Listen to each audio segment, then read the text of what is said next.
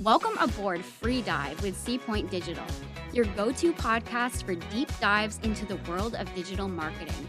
I'm Christy. And I'm Anna-Lynn. Your hosts navigating through the currents of growth, strategy, and innovation in the digital realm. We're going to talk. We're going to laugh. It's going to be a good time. Let's dive in. So I'm so excited that you're on our podcast today, Deb. Excited to be here, Anna-Lynn. Liar. But I appreciate the lie. We're just talking, right? It's true. No pressure. We're just going to have talking. a conversation. And Deb is on our analytics team. She does a really great job with that. So we're going to talk a little bit about what she does. And yeah, we're gonna free dive it, baby. Sounds good. No pressure. So why don't we start by telling us a little bit about what you do here at Seapoint? What do I do? Besides filling our days with sunshine and joy. And this is why I love working here.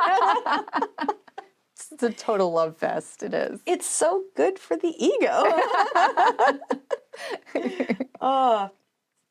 I work, like you mentioned, on the analytics team. So I work primarily for one particular client that involves a lot of watching, let's say. So doing the weekly analytics for them, looking at the numbers from the Google ads and emails and the various marketing campaigns that we have going for them, and taking that information and seeing what we need to do different from a creative standpoint and things like that. Yeah, I was going to say, the usefulness of analytics can't be overstated because it really does inform, as the creative director here, our team relies heavily on your team. So between our teams, creative team really relies heavily on what you do because we need to be able to create content that is going to be useful to our client. So what are some of the analytics and metrics that you look at to help inform my team? So one of the things that pops to mind that we do a lot looking is with blogs and emails and stuff like that. So looking at open rates, click-through rates. So are people connecting with the subject line? Do they find something that makes them want to open and read this? Because people get I get so many emails, and so many times it's I subscribe to this, but I'm nope, I don't have time for this. Delete, delete, delete. But if something, if a subject line catches your eye, it's oh, what's this about? So that's a big number that we look at. And then once they're in there, did they take any kind of action? Is another important thing. Did you deliver? You can't just have a clickbait style subject line. Right. Some do. Exactly. Some do. And that frustrates people over time, and they're not going to stay subscribed to your information. And without looking at that, you're creating content in a bubble. It's exactly. You need that feedback. You need to. The whole point is to get people interested in what you're putting out there. And if they're showing you by the numbers that they're not interested or that they are, that then informs your next decision. I know when I was first starting out here, I started out as a writer before. It was a while before I became creative director, but when I started, I would sit down on these meetings and I would kind of just zone out during the status call, during the analytics and the metrics, because I'm I don't really need to hear about that. I just need to know, I just need to read my blog at this meeting. I need to, present my part. I'll listen in on the writing bits, but the rest of it, it was like a foreign language. I don't really need to pay attention to it. It's just noise in my ear. But I've so come to appreciate, it didn't take me long to realize, whoa, this is really important for me to know. And I think sometimes there's a disconnect not just because I experienced it personally, but I think some creative teams think that analytics is completely separate from what they do. And that can be easy to kind of think like, well, this team is taking care of the metrics. I'm taking care of the content. We're on different sides of the table. When really there has to be that, I hate the word synergy, but there has to be like it's just such a bougie word that's overused. But it there's is a like connection. there's Like, a there connection has to there. be It has to a be connection. It has to be that both teams are working very closely together, I think, in order for it to be truly successful and Right. have those big gains for their client and the big results. Yeah. Because otherwise, you're kind of just off in your own little bubble. Right, right. And what's the point of creating content that no one's reading and you don't know Right. what's... Your teams have to work together. There has to be good communication. There has to be good Yeah. flow of ideas and flow of information Yeah. back and forth. And it's funny, it just made me think, we were talking earlier, myself and one of the other members of the analytics team also have done some creative work. Yeah. Not here or elsewhere. And that kind of helps us in how we look at things. And then I don't know if this is like in communicating that with the creative team, like, hey, like we might notice things, like being able to have an understanding, at least a basic understanding of both. And even for you, like what numbers matter to what based on what I'm doing. Like there are some things that aren't. Right. There's some stuff that still is like, yeah, okay. Google can be Google and stuff can change. You know, like there's things that are out of your control, but there is a lot that the numbers can tell you if you know what to look for. Yeah. And I mean, sometimes I'll go on like tangents of digging, like, what does this mean? And like dig, and I might find nothing. I'm like, well, I just wasted an hour. But sometimes, like I discovered in February, we had a special campaign that they run every February for a specific product. And there was a phrase that I found every email that had this phrase in the subject line got a better open rate. Yeah. Than the ones that didn't. Which is important for my team to know. Right. And it's funny because I remember when we worked on this campaign last year, we were like, how can we say this differently? Yes. And we kept trying to come up I remember with that. different ways to say it. Yeah. And they didn't get opened as much as any time we have used. It's like, well, it's like, and don't don't fix what's not broken. Right, but sometimes you don't know until you try it. Exactly. Because to some other, like to a different demographic, we just ran into this also recently, different demographic, different product, same phrase, did worse. Yeah. Because they were more skeptical of it. So it's like looking for those little things. Yeah. Who are you talking to? What's their age? Like those are all pieces of a puzzle, and it really takes time, which is hard if you're like a solo entrepreneur trying to do stuff on yourself, you know, like being able to, but it really matters because you're going to waste time otherwise, do you have favorite tools to do these analytics? Like I think there's some pretty common ones out there that most people use, but are there advantages to the tools that you like in particular, or? Yeah, so I love a good spreadsheet. I'm sorry. I don't love it. I have a love-hate of my existence. I have a love-hate relationship with that. But it's because like I can understand it. And they're like, we use HubSpot for our email marketing. So using the tools that are within there is great. We use Salesforce for one client. So and that is a little more involved. Like I can find some stuff, but that one's a little bit more challenging for, like, it's more to get the information that I then put in a spreadsheet. Yeah. Basically I have, my 20 tabs is all different spreadsheets with the information compiled in different ways. Yeah. So I'm old school like that, I guess. Hey, if it works. And we're experimenting with some different programs like Hotjar, where you can kind of see where people are clicking and what their patterns are when they're on a page. Like that's all very interesting information and might indicate something new that you're, it's just all data points. Yeah. It's all data points to see what jumps out at you. Like what are the habits of the people that are consuming what you're putting out. Yeah. But good old spreadsheet. I know how they work. I know how to get them to do what I need it to do. And to me, spreadsheets feel like math, which breaks my brain. But it does the math for you. I know. I look at them, and it seriously is like I'm trying to read a foreign language. It just, it's overwhelming to me. Yeah. Whenever I look at them, I'm getting better. Like since I've been here, I'm like, I am not going to let this beat me. I'm going to learn. And I'm gonna get to where I'm like, a spreadsheet, cool, let's do it. But it's got to be laid out, color coded. Like I can't handle a badly formatted spreadsheet. Yeah, that will make me crazy. I just need to commit to learning how to use them. I've worked around it for decades. I'm like, I'm gonna do it one of these days.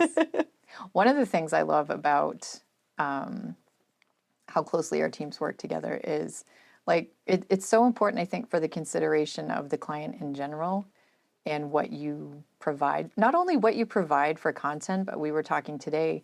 I was thinking in particular today, we were on a call with a client, and some of the metrics that you presented indicated kind of a shift in maybe how we use the budget that the client has given us to work with. Yeah. So it's so vital there too that our teams communicate, because should we now shift how or make a recommendation to the client that we shift the budget more toward a different type of content? Should we be doing fewer emails and more ad work? Or should we be doing more PPC ads and fewer Google, like fewer display ads? So I love that. I'm not good at getting the information, but I'm fascinated by the details that you dig up and that really spark our team into looking at, ooh, how can we do this differently? Ooh, that's a challenge. Okay, how are we going to address that? And so it's just a neat relationship between the two. And synergy. Yeah. No, different word. New word. Cut that. I'm going to bust out my thesaurus and we're going to call it something else. Right. I like that. Yeah. No, it is a good word for it. But yeah, it's very true. And I was thinking that when I was putting that report together that I've been working on for a while, and it's like looking at things, it's like, wait a minute, is this right? Like, like whenever I see something different, and we've been seeing this trend, like the report you're speaking of is a quarterly report. Yeah. And I've been noticing this trend over the last several months with numbers going a certain direction in a certain area. And I'm like, am I doing this wrong? Like sometimes when things start to shift. Is this for real? It's like, let's watch this. And that's sometimes too, you don't want to too quickly react to numbers. Yeah. You're like, okay, let's just let this play out for a little bit, but we're going to keep watching it. And as we discovered with that, like the end result, like the main thing that we're trying to produce our deals for this client was up, even though some of these numbers were like, what is happening over here? Yeah. Like this isn't looking like it used to look. Yeah. But because there's so many different things that are happening, it's like, and like you said, another area is picking up where one is. But they're all important, but maybe we do need to reallocate, like, okay, maybe we just change a little bit how we're doing this. And it's all a big experiment. It really is. That's what I love about it's just a big experiment. Advertising and marketing. It's like, it's a very calculated experiment. Right. And no one move is going to do you in. And no one move's going to probably make a huge, but it's just watching those trends. And this little, hey, what if I do this again? What's going to happen there? It's kind of an interesting little puzzle.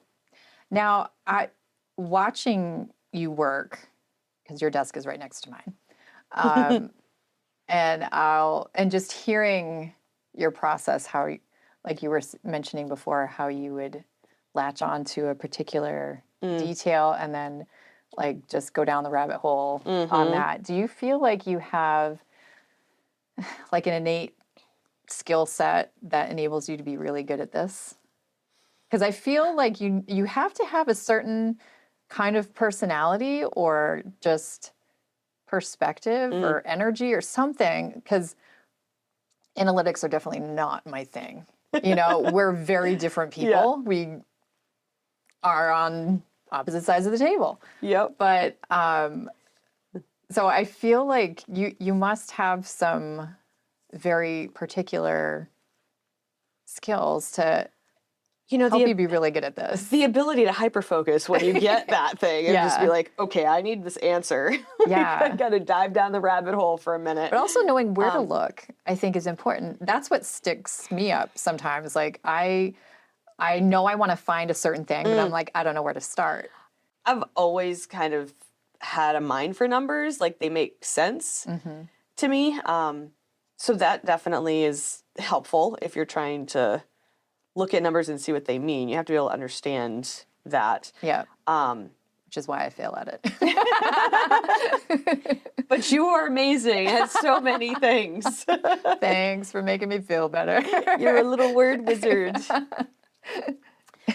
So that definitely helps. And I feel like too, like I'm very fascinated at human behavior and psychology and things like that, which is kind of what marketing is you're speaking like, okay, this number is doing this. What's making them react that way? Right. Like, what did we say? Who are we talking to? And that piece of things, I find very interesting. Yeah, because these numbers are basically behaviors. Yes, it's a measurement of human behavior. Yeah. What information do you look for from those numbers to inform what you do? I love seeing how well a blog does, how well an email does. Like you were talking about the subject lines and preview texts and stuff like that, and seeing where they clicked in. And there would be sometimes, that's actually what made me sit up and listen to the metrics part of these status calls when I was just starting out as a writer, was I want to see how well my article performs against last week's when this person wrote. Or, we had little different competition people, a little bit. I wanted to see, how did we do? If theirs was better. And it wasn't like, no, but like what worked?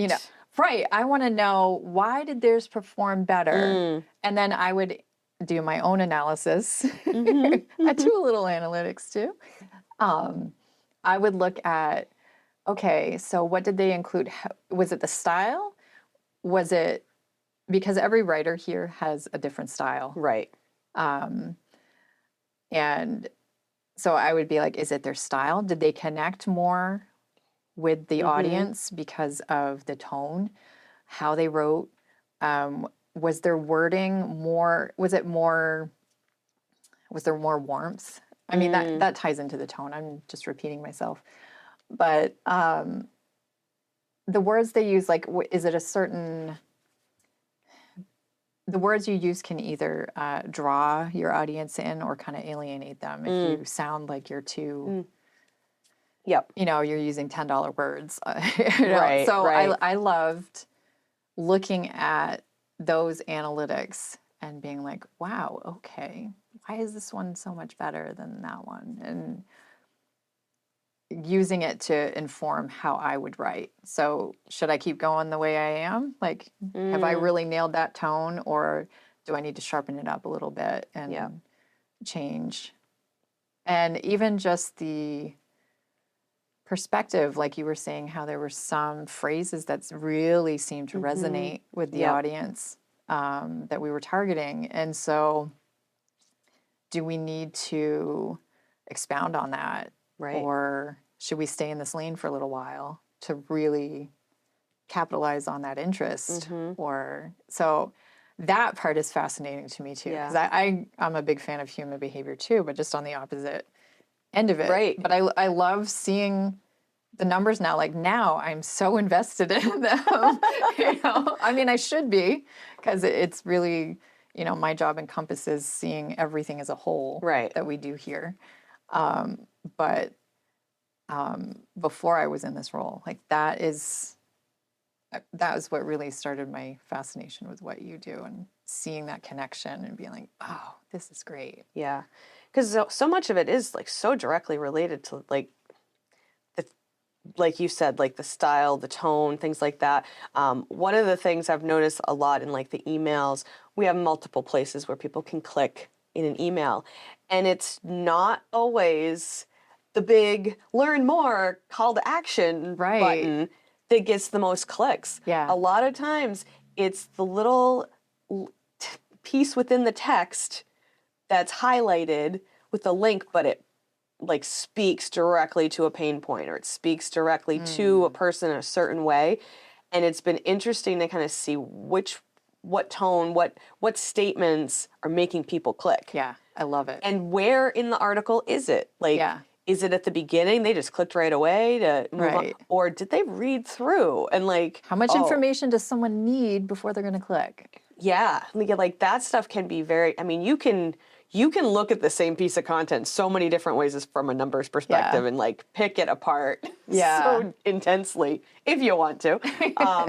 But just those little things, noticing those trends, Yeah. and what is speaking to people, and for different products too. Like what works in one product might not work for another, or in dealing with the insurance world, which is the account we're speaking of, Yeah. how you talk to someone about life insurance is different than how you talk to them about health insurance or disability Exactly. insurance. Like Exactly. different phrases connect to people when they're looking for that thing.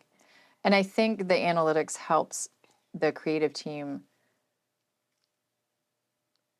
understand their audience better. Actually, no, that's not quite what I want to say. I feel like the analytics really shows whether or not the creative team understands their audience.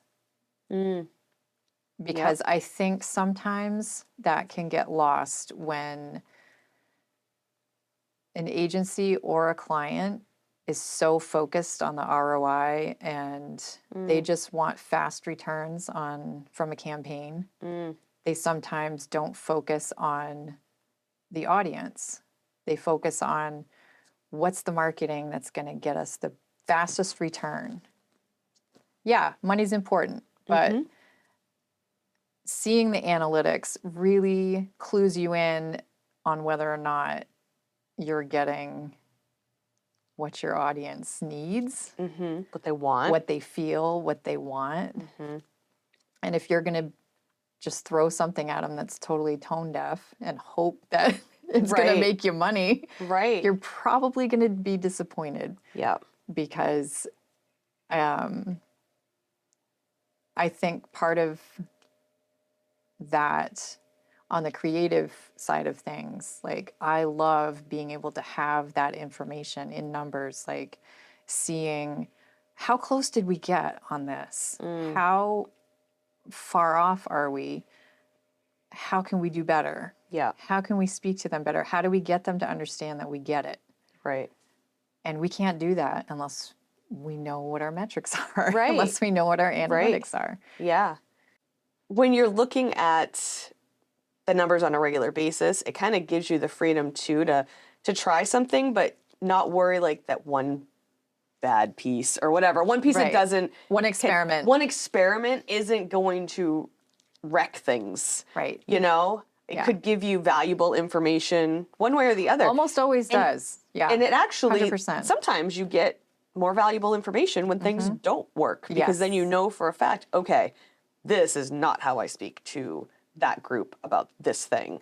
That did not work well. Yeah. Okay, now we know. And we can, so you have to be willing to test it. But as long as you're watching that and you're not producing that same like piece that's not connecting time and time again because you're not looking. Right. You're not spending the time Right. doing as much of a deep dive as maybe you should. Right. If you're kind of skipping that over just to pump stuff out and try to get something in front of your audience, then yeah, you're shooting yourself in the foot. Exactly. And then if the trends are moving in a certain direction for what? Well, you got to listen to that too if you do need to make changes. So it's a ever evolving process. Well, I'm glad that we have you as part of our process here because it's I'm glad great to be here. It's great working with you, and Yeah. I feel like we've got a pretty good team here, and our clients seem to think so too because they're pretty happy with us.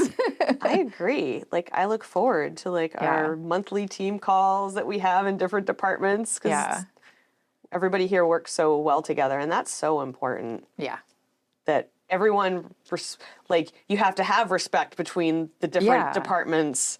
And the work that each other is doing. Yeah. And understanding how your work, influences. Exactly. Understanding how one department influences another department. Exactly. How your department influences everybody else's. Yeah. And you can work a project together. It's great. It's always great. Even when it's stressful, it's like we just get through it and we're always laughing. Yeah. So and at the end, great. it's like, man, Look at what we did. Look at what we did. I've never been so happy to put together a 31 slide presentation in my life. No kidding. We have had projects where we have worked for 3 months straight and not moved from our computers. 8-hour Zoom sessions. Just to hammer out these slide decks and that's presentations, all numbers and it's all numbers and words and results and that's actually a great example too of the two worlds needing to work together on that particular project, because it was like your department created everything, and then we had to look at how did everything do, what does all this mean, and then presenting it, merging both of those and together. like, okay, here's the numbers we're going to feature. Now we need the words. So like, it's just, it's a cool pairing of like right brain, left brain, kind of married together. And then you just get this fun. whole perfect thing that and when you get solid results from that's really fun. And you get to present something to a client and you're like, look at what we did.